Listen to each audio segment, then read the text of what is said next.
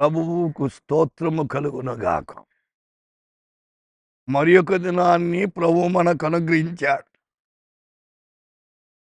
ఎందరో ఈ దినాన్ని చూడని వాళ్ళు లోకంలో ఉన్నారు. మనల్నైతే ఇంకా సజీవ లెక్కలో ఉంచాడు. ఎందుకో ఆయన ప్లాన్ ఏదో ఉంది, అందుకే ఉంచాడు. ఈనాడు ద్వితీయోపదేశ కాండం 33వ అధ్యాయం 26 ఆయన నీకు సహాయము చేయుటకు ఆకాశ వాహనులై వచ్చును. Who rideth upon the heaven in the help. तेरी సహాయత కన్నీకి ఆకాశ్ పర్. అయితే దేవుడు మనకు సహాయం చేసేకొచ్చాడంట.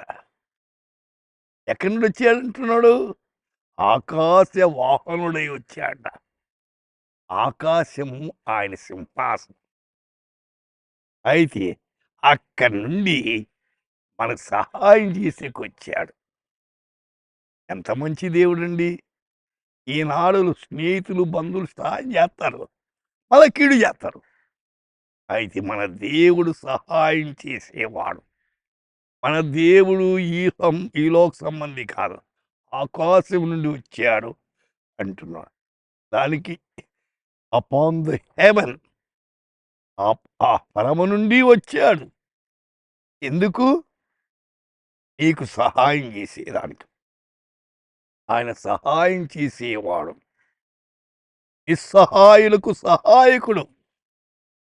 సహాయం లేకుండా పడి ఉన్న వారిని సహాయం చేసేవాడు.